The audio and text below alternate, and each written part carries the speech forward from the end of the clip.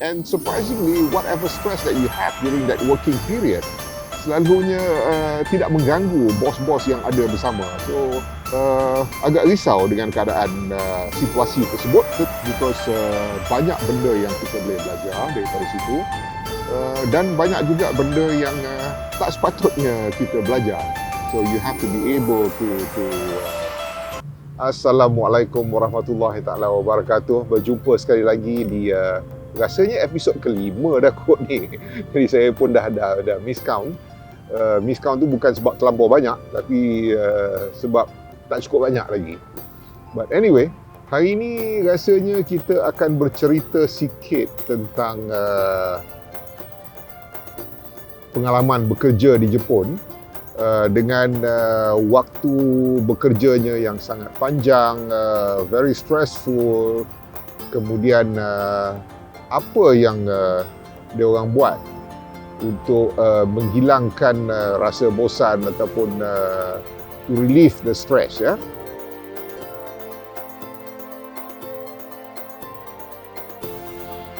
So apabila kami di locker bersembang sebelum kami balik and so on, what happened was rakan-rakan selalunya tak balik terus ke rumah.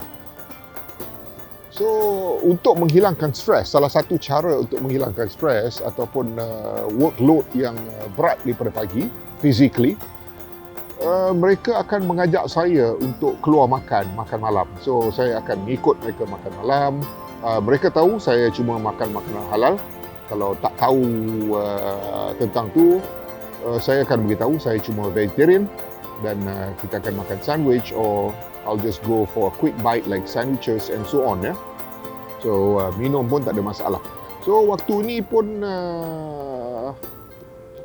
mereka dalam ramai-ramai tu tadi, salah satu cara bagi mereka untuk menghilangkan stres ialah berkumpul selepas kerja dan minum. So minum ni faham saja sebab kita berada di Jepun, mereka minum minuman mereka.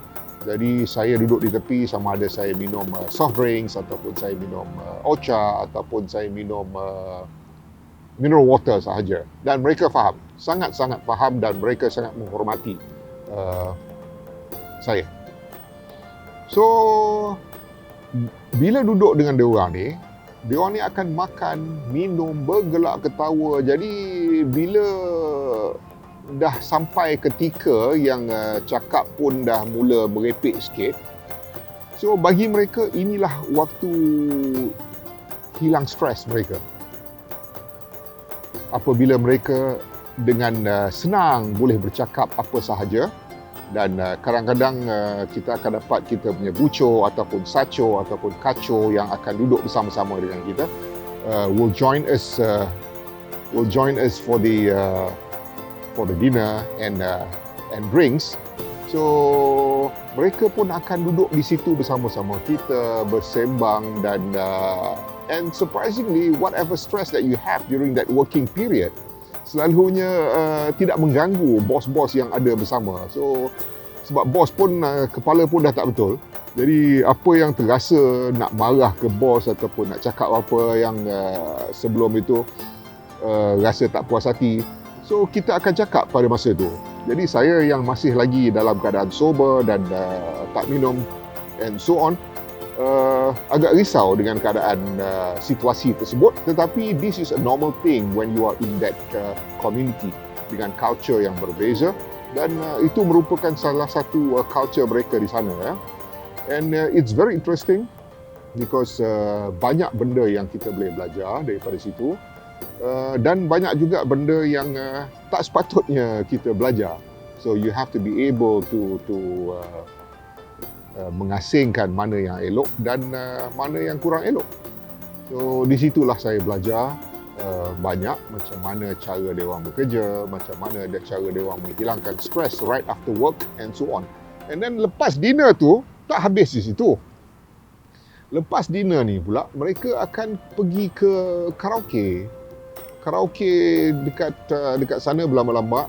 It's not a karaoke box, ada juga karaoke room. So di situ dia orang akan sambung minum, sambung makan, dan saya pada mulanya agak kurang selesa sebab saya ada waktu tidur dia. Saya perlukan tidur dan rest yang cukup untuk masuk bekerja the next day. Tapi dia orang ni tidak.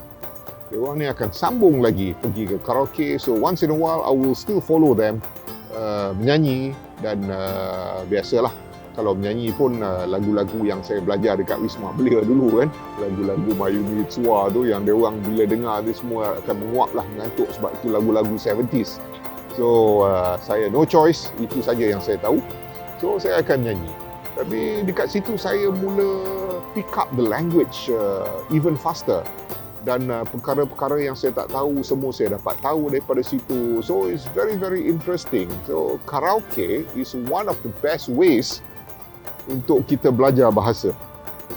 Sebab lirik yang keluar tu walaupun ada terselit-terselit kanji dia, tapi kita boleh baca hiragana dan katakana. Kalau kanji tu tak faham, kita silentkan part kanji tu, kita sambung dekat belakang tu aja, ataupun kita mula daripada start and then tengah tu kita stop sekejap dan sambung. Daripada situ kita boleh pick up, kita boleh dengar perkataan kanji dia tu, and then you'll be able to have a full sentence, to make a correct sentence and so on. So that really helps a lot.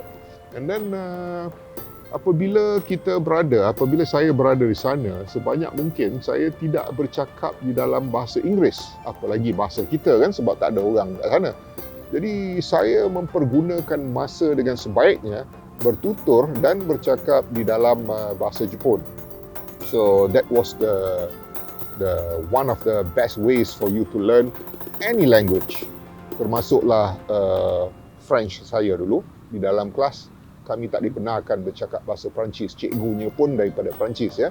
Dan apabila sedikit divert again, apabila saya berada di Switzerland dulu, sekolah di mana saya belajar terletak di dalam kawasan Perancis. It's di dalam kawasan Valais ya, di Switzerland, berhampiran dengan Montreux, which is only about 20 minutes drive from Montreux, yang tempat jazz festival, World Jazz Festival berlangsung setiap tahun.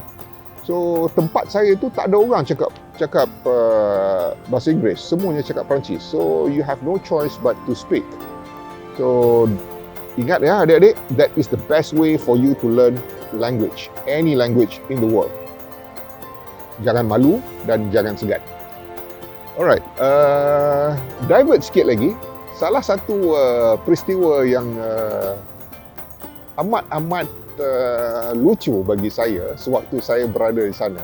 Saya ni suka massage ya, even sampai sekarang pun saya masih suka massage lagi, dan favourite saya ialah di Brickfields. Selain daripada a good massage service that you get from all these masseurs yang ada di sana, kita juga dapat membantu mereka ya, sebab mereka datang daripada Associations of the Blind.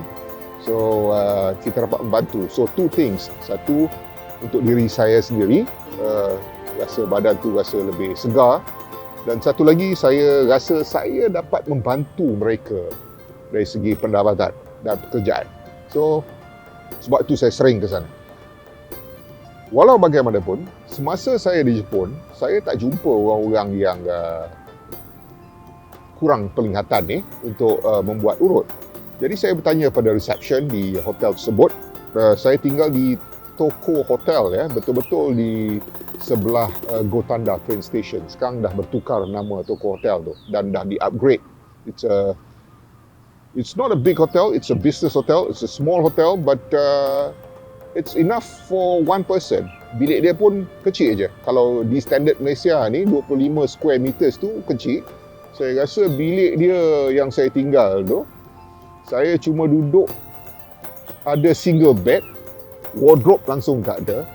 Bilik air saya is just a cubicle yang boleh masuk seorang. Kalau kawan datang, selit kaki sebelah aja lepas. Ya, kalau dia nak masuk, gosok gigi dan saya ada kat dalam tu, memang tak boleh masuk. So that's how small the room is. And we had to pay quite a lot of money every month ya.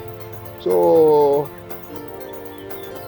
pasal urut ni dekat Jepun ni, saya tanya dekat reception, ada tak massage service di situ? Ya? So dia kata, oh ada. You can call this number and someone will come to your room. So saya tanya, siapa yang akan datang ni? Dia kata, oh Obachang. Obachang ni is kalau kita translate dalam bahasa kita ialah nenek-nenek makcik-makcik yang dah berumur tu, yang umur dalam lingkungan 50-an, 60-an. If I'm not mistaken, ada juga yang umur 70-an. So saya kata, oh okay, that's fine kalau lelaki tak ada. Pasal rasanya dia orang ni lebih arif tentang cara-cara urutan. So saya pun telefon ke reception dan booking, dan dia kata okey, nanti dalam masa 20 minit ada orang yang akan datang ketuk pintu bilik saya. Bilik saya sampai sekarang saya masih ingat nombor dia Yong Zero Sang. Itu dalam bahasa Inggeris ya. Yong is 4, Zero is 0, Sang is 3. So Yong Zero Sang 403. Kemudian saya pun tunggu. Saya tunggu dan memang betul macam receptionist tu kata, ada Obachang yang datang. I think she's roughly about 60, she's in the 60s. So she came into the room, tutup pintu, dan I think I saw her doing something dekat doorknob yang belah luar tu. Tapi saya tak tahu kenapa. Dia ambil masa yang sedikit lama untuk masuk ke dalam bilik saya. So dia masuk ke dalam bilik, saya pun dia suruh saya baring. Dia tanya dekat mana, saya beritahu dekat kaki sebab betis saya terlampau keras, terlampau sakit sebab banyak berdiri dan tapak kaki. And she did a very very good job dengan tapak kaki saya, jari-jari kaki saya, betis saya and so on. So it was very good. Tapi selang 10 minit saya dapat panggilan di bilik saya. Kawan saya telefon. So kawan saya kata, Syaril, kau buat apa kat bilik? Saya kata, saya tak buat apa, tengah rest ni. Tapi dia orang punya jawapan tu, dia punya soalan tu macam sinis. Dia kata, Syaril, betul ke ni? Kau duduk relax dalam bilik ni? Saya kata, betul, tengah relax ni. Okey, tak apa, dia letak telefon. Lepas 5 minit, budak lain pula telefon. Syaril, kau buat apa kat bilik tu? Aku tak buat apa, aku nak rest ni, lepas ni aku nak tidur. Okey. Saya rasa baru dalam 4-5 orang telefon saya. Saya pun heran. Apa hal dia orang ni asyik telefon saya pada time ni? Saya terpaksa bangun, saya terpaksa stopkan Obachang tu, and then angkat telefon and so on. So selepas selesai, saya dah bayar Obachang ni, Obachang pun keluar. Jadi saya bukakan pintu sebab kesian dekat dia, takut dia tak larat. So saya bukakan pintu, kemudian bila di luar pintu, saya perasan ada digantung satu doorknob, dan doorknob itu tertulis massage is in progress. So itulah penyebab dia kenapa ramai orang telefon saya. Setiap 2-3 minutes someone will definitely call me. Syaril, apa kau buat kat dalam tu? Syaril, apa kau buat kat dalam tu? Kau dengan siapa tu kat dalam tu? Saya pun menjawab benda yang sama. Saya tengah relax, saya tengah rest ni, selepas ni nak tidur. Tapi dia orang tu macam sangat-sangat curiga. So that was the funny moment that one of the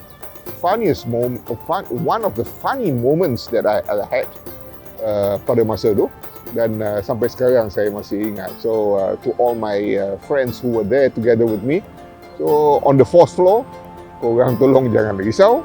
Inilah cerita sebenarnya. Walaupun dulu saya dah cerita kat dia orang, tapi sekarang ni di bulan Ramadan, di hari hari berpuasa yang kelima ni, itulah cerita sebenarnya. Sekian, terima kasih, dan bertemu lagi di episod yang seterusnya. Alhamdulillah. Terima kasih. Assalamualaikum.